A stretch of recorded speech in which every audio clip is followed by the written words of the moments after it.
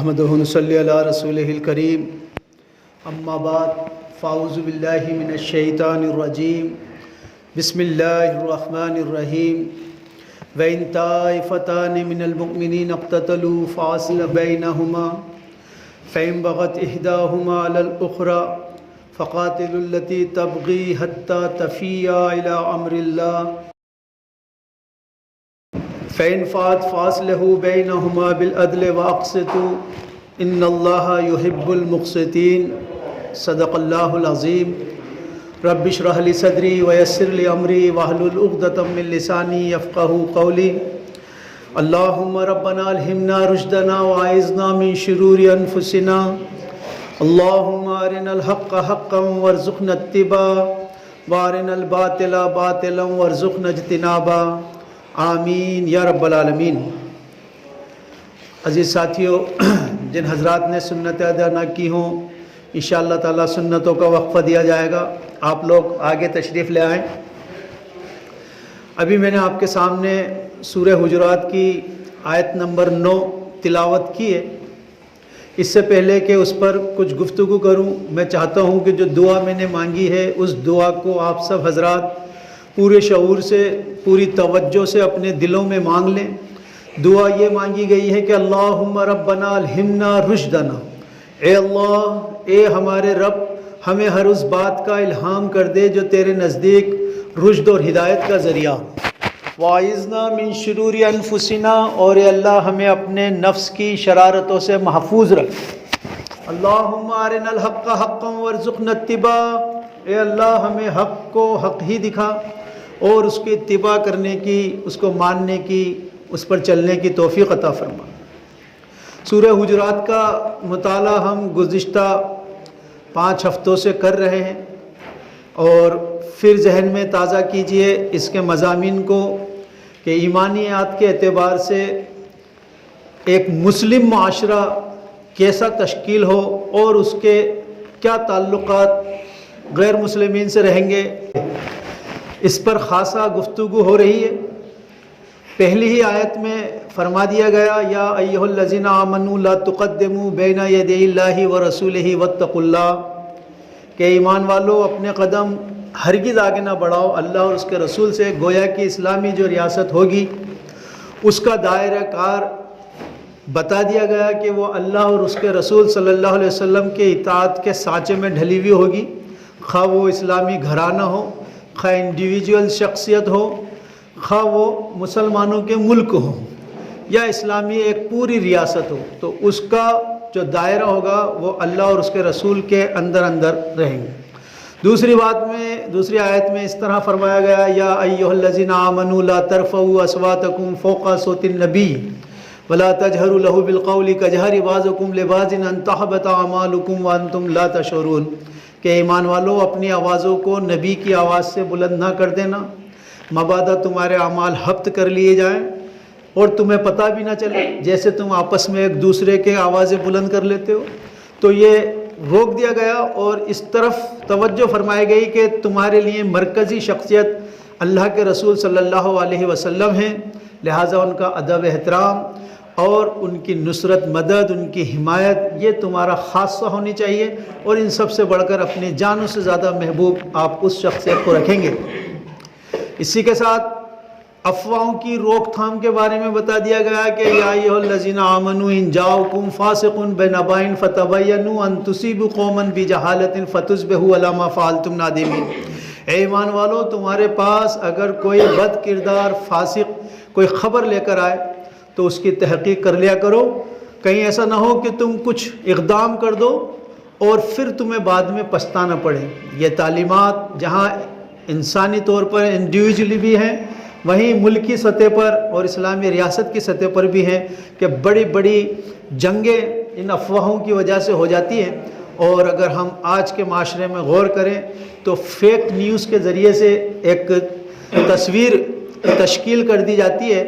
ایک تصویر بنا دی جاتی ہے جو اس وقت مسلمانوں کا سامنا ہے، کہ مسلمانوں کی ایک خاص تصویر بنا دی گئی ہے کہ یہ قوم لڑاکو ہے، لڑائی جھگڑا کرنے والی ہے، اور گویا کہ ان سے آتنک پھیلتا ہے۔ تو یہ ایک فیک نیوز کے ذریعے یہ چیز پیدا کی گئی۔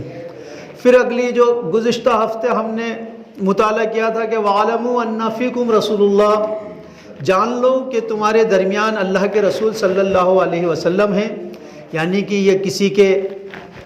بیٹے بھی ہیں، کسی کے والد بھی ہیں، کسی کے داماد بھی ہیں، کسی کے خسر بھی ہیں، لیکن یہ ان کی حیثیتیں سب اپنی جگہ برقرار، ان کی شان میں کوئی سوء ادب نہیں ہونا چاہیے، لہٰذا یہ ہمارے ریپرزنٹیٹیو ہیں جو آپ کے بیچ میں ہیں۔ وَعَلَمُوا أَنَّ فِيكُمْ رَسُولُ اللَّهِ، جان لو تمہارے درمیان اللہ کے رسول ہیں۔ اگر یہ آپ کی باتیں ماننے لگے تو ہو سکتا ہے کہ آپ کو دشواری پیش ہو جائے، لیکن اس میں خاص صحابہ کی جماعت کو منفرد رکھا گیا کہ نہیں، وہ لوگ جن کو ہم نے تقوی کے لیے جانچ لیا ہے وہ ان باتوں سے بالکل الگ ہیں۔ اب جو آگے آیت آ رہی ہے وہ فرمایا جا رہا ہے وَإِن طَائِفَتَانِ مِنَ الْمُؤْمِنِينَ اقْتَتَلُوا فَأَصْلِحُوا بَيْنَهُمَا، فرمایا وَإِن طَائِفَتَانِ مِنَ الْمُؤْمِنِينَ اقْتَتَلُوا فَأَصْلِحُوا بَيْنَهُمَا، کہ جب مسلمانوں کے مومنوں کے دو گروہ آپس میں لڑ پڑے تو پھر تمہارا اصول یہ ہونا چاہیے کہ تم اس میں صلح کرو۔ دیکھیے یہاں پر بات ہو رہی ہے ایمان والوں کے متعلق، وَإِن طَائِفَتَانِ مِنَ الْمُؤْمِنِينَ اقْتَتَلُوا، مومنین کے، مسلمانوں کے آپس میں دو گروہ اگر لڑ پڑے اور وہ لڑائی بہت شدید ہو گئی ہے تو پھر آپ کا اس کے اندر یہ ہونا چاہیے کہ اس میں آپ فَأَصْلِحُوا بَيْنَهُمَا، کہ ان کے درمیان صلح کرائیں۔ یہ ایک خاصہ ہے مسلمانوں کا، کیونکہ معاشرہ کی جو تعمیر ہوتی ہے اس تعمیر کی فصیل کی اینٹوں کی طرح ایک ایک مسلمان ہیں، اگر وہ اینٹ ہی کمزور ہو گئی یا ان کو جوڑنے والا مسالہ ہی کمزور ہو گیا تو پھر اس دیوار میں دراڑ پڑ جاتی ہے اور وہ کمزور ہو جاتی ہے اور پھر کوئی بھی اس کو ایک دھکے سے گرا سکتا ہے، یعنی مسلمانوں کا معاشرہ کمزور ہو جائے گا۔ اور ہوا یہ انسانی سطح کی بات ہے، لوگوں کے مزاج نہیں ملتے ہیں، ایک گھر میں دو بھائیوں کے مزاج نہیں ملتے ہیں، لڑائیاں بھی ہو جاتی ہیں، مومنین میں بھی آپس میں لڑائیاں ہو جاتی ہیں، ہوں گی، صحابہ اکرام میں ہوئی۔ اور میں آپ کو بتاؤں حضرت علی رضی اللہ تعالیٰ عنہ اور حضرت عائشہ رضی اللہ تعالیٰ عنہ کے بیچ جنگ جمل ہو رہی ہے، اسی طرح جنگ صفین، جنگ نہروان، یہ صحابہ اکرام کی آپس میں جنگیں ہوئیں، خود صحابہ کی تلواریں ایک دوسرے پر چل رہی تھیں، لاکھوں آدمی اس میں شہید ہو گئے، لاکھوں صحابہ شہید ہو گئے، لیکن جب جنگ شروع ہو جاتی ہے تو اس میں یہ موقع نہیں ہوتا ہے کہ اس کی تحقیق کی جائے کہ اس کے پیچھے مسئلہ کیا ہے۔ ایک جب چونکہ بات آ گئی ہے تو میں بتا دوں، یہی وہ مہینہ تھا،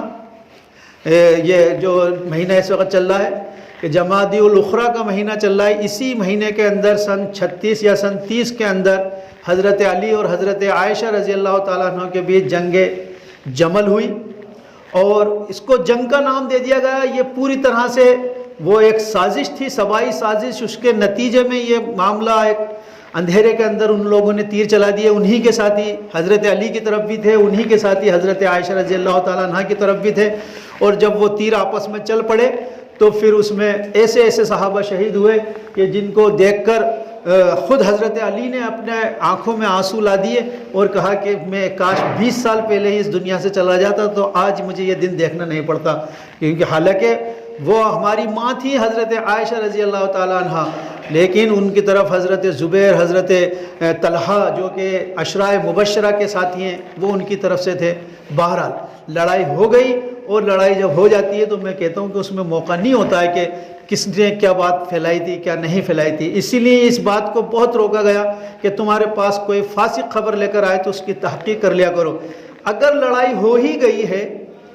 تو پھر اس کے اندر مسلمانوں کا خاصہ یہ ہونا چاہیے کہ وہ اس میں صلح کرائیں۔ بسا اوقات یہ ہوتا ہے کہ دو بھائی آپس میں جب لڑ رہے ہوتے ہیں تو ہمارا یہ سوچنا ہوتا ہے کہ ارے یار یہ بھائیوں کا مسئلہ ہے، ہم کیا بیچ میں بولیں گے، کل پھر ایک ہو جائیں گے، ہم برے ہو جائیں گے۔ یہ سوچ درست نہیں ہے۔ اسلامی اعتبار سے اسلام تو یہ کہہ رہا ہے فاصلحوا بینہما، بلکہ آگے فرمایا فإن بغت احداہما علی الأخری فقاتلوا التی تبغی حتی تفیء الی امر اللہ۔ اگر تم دیکھ لو ان دونوں میں صلح سے کام نہیں چل رہا ہے تو جو فریق غلطی پر ہو اور جو فریق حق پر ہو، اس حق والے فریق کے ساتھ اس غلطی والے فریق سے لڑو یہاں تک کہ وہ اللہ کے امر کی طرف لوٹ آئے، اللہ کا حکم تسلیم کر لے۔ اب آپ دیکھیں کہ یہاں صرف صفائی اور ستھرائی اور صلح کا بھی معاملہ نہیں رہ گیا، بلکہ یہاں چونکہ یہ فتنہ اگر رہ گیا، اگر جو ناسور ہوتا ہے وہ زخم ذرا سا رہ گیا واپس بھر جاتا ہے. بہت سی بیماریاں ایسی ہوتی ہیں کہ ٹانگوں کو کاٹنا پڑ جاتا ہے، زخم کا علاج بر وقت نہیں کیا گیا تو پورا شریر انسان کی جان جا سکتی ہے. ایک ہاتھ پہ تو ابھی معاملہ ہو رہا ہے، لہٰذا فقاتلوا التی حتی تبغی الی امر اللہ، لڑو ان کے ساتھ جو حق والا ہے اس کے لیے کہ جو ناحق لڑ رہا ہے، یہاں تک کہ وہ اللہ کے حکم کی طرف لوٹا ہے. اللہ کا حکم کیوں کہا گیا؟ کیونکہ یہاں صلح کرانے کا حکم اللہ تعالیٰ کا ہے، یہاں تک کہ وہ ہتھیار ڈال دے، سرنڈر کر دے اور مان لے اللہ کے حکم کو، یہاں تک بات پہنچے گی. الی امر اللہ فَإِنْ فَاتَ فَأَصْلِحُوا بَيْنَهُمَا بِالْعَدْلِ وَأَقْسِطُوا. پھر یہ فرمایا کہ جب وہ دوسرا بندہ سرنڈر کر دے اور ہتھیار ڈال دے اور اللہ کے حکم کی طرف لوٹ آئے تو پھر تمہارا یہ ہوگا کہ پھر تم ان دونوں کے درمیان عدل و قسط کے ساتھ صلح کرا دو. ان اللہ یحب المقسطین، اللہ تبارک تعالیٰ صلح کرانے والوں کو پسند کرتا ہے. یہاں پہلی بات میں پہلے ہی کہہ دیا گیا تھا صلح کراؤ، جب یہ بندہ، یہ فریق، یہ گروہ نہیں مانا اور اپنی اکڑ پر اور اس طرح رہا تو یہاں کہا گیا کہ ان کے ساتھ لڑو جہاں تک کہ یہ اللہ کے حکم پر نہ لوٹائے.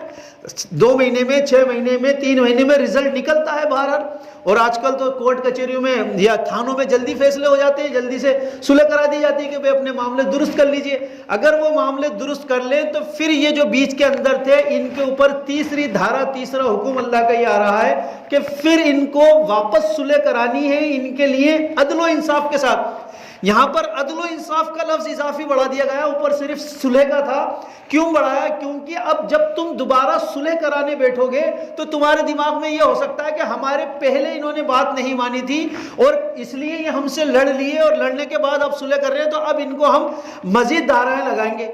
مزید ان کو دبائیں گے. تو فرمایا کہ نہیں، صلح کرو گے بالعدل واقسطوا، عدل اور انصاف کے ساتھ صلح کرو گے. ان اللہ یحب المقسطین، کیونکہ اللہ تبارک تعالیٰ صلح کرانے والوں کو پسند فرماتا ہے. انما المؤمنون اخوة فاصلحوا بین اخویکم. فرمایا کیوں؟ کیونکہ مومن تو آپس میں بھائی بھائی ہیں. ہو سکتا ہے کہ وہ دونوں بھائی آپس میں لڑ رہے ہوں یا 2 گروہ آپس میں لڑ رہے ہوں، آپ کہیں گے میرا ان سے کون سا رشتہ ہے، لیکن ایک اسلامی کے اعتبار سے تو وہ آپ کا مومن بھائی ہے. اسی بھائی کے رشتے کو اوپر رکھا گیا. جبھی تو معاشرے قائم ہوتے ہیں کہ جب صحابہ اکرام کی جماعت ہجرت فرما کر جب مدینہ تشریف لے آئی تو پھر انصار نے ان کا اس طرح سواگت کیا جیسے اپنے سگے بھائیوں کا کرتے ہیں. انہوں نے اپنے کاروبار تقسیم کر دیے، اپنے گھر بار تقسیم کر دیے اور اس طرح انہوں کے سامنے ساری باتیں رکھ دی. عرض کرنا یہ کہ یہ سورہ حجرات کا جو ہم مطالعہ کر رہے ہیں اس کے اندر یہ 2 بڑے احکام آج ہم نے سمجھے کہ جب 2 گروہ، 2 بھائی، 2 سماج مسلمانوں کے آپس میں لڑ پڑے تو تیسرا خاموش نہ رہے بلکہ ان کی صلح کرائے. اگر وہ صلح پر نہیں آتے ہیں تو پھر جو حق پہ ہے ان کے ساتھ ہو کر ان کے لیے لڑے، اور جب وہ لڑنے کے بعد ہتھیار ڈال دیں تو پھر دوبارہ صلح کرانے کی کوشش کی جائے. اور اس وقت صلح کرانے میں آپ کا ساتھ عدل اور انصاف کا دامن نہیں چھوٹنا چاہیے، عدل اور انصاف سے کام کیا جائے. کیوں؟ کیونکہ مومن آپس میں بھائی بھائی ہوتے ہیں. ایک مزید بات اور سمجھ لیجئے کہ جس طرح ابھی یہ جنگ جمل کا واقعہ سامنے آیا، حضرت عائشہ صدیقہ رضی اللہ تعالیٰ عنہ کا لوگوں کے ذہن میں بات آ جاتی ہے کہ پتہ نہیں کون سی جنگ تھی، کیا جنگ ہوا ہوگا. کل 3 گھنٹے کی یہ لڑائی تھی اور اس 3 گھنٹے کی لڑائی کو پتہ نہیں کیوں جنگ کہہ دیا گیا.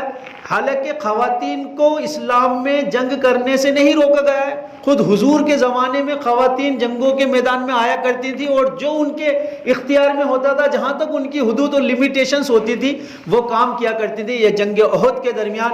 وہ مریضوں کی جو ہے پٹیاں کر رہی تھی اور جنگ احزاب کے درمیان وہ سب ایک حضور صلی اللہ علیہ وسلم ایک خیمے میں ایک اس کے اندر ان کو محصور کر گئے تھے اور ایک صحابی کو وہاں پر معمور کر دیا تھا. اور وہ صحابی حضرت حسان بن ثابت تھے، شاعر تھے، وہ سرکشا نہیں کر پائے تو حضور صلی اللہ علیہ وسلم کی پھوپھی میدان میں آ گئی تھی اور انہوں نے ایک یہودی کو وہاں مار گرایا تھا. تو مسلمان یہ بھی سمجھیں کہ خواتین کے جذبات کو روکتا نہیں ہے اور ان کو جہاں تک ان کی رسائی ہے، جہاں تک وہ جا سکتی ہے ان کو جانے کی اجازت ہوتی ہے دائرے کے اندر. اسی سلسلے میں جو ثانیہ مرزا ابھی یو پی کے اندر ایک لڑکی جو بھارتی وایو سینا میں شامل ہوئی ہے، فائٹر پائلٹ بنی ہے، تو یہ بھی ایک اپنے آپ میں مسلمان خواتین کا ایک بہت بڑا کمال ہے، اعجاز ہے کہ وہ بھارتی سینا میں عام طور پہ مہیلائیں نہیں ہوتی ہیں. 0.56 1.5 ملین کے اندر 0.56 کا ریشو ہے اور اس کے اندر بھی اگر مسلمان خاتون کوئی آتی ہے تو وہ بالکل اس کو سراہا جانا چاہیے۔ اللہ رب العزت کہنے سننے سے عمل کی توفیق عطا فرمائے۔ جن حضرات نے سنت ادا نہ کی ہو سنت ادا کریں۔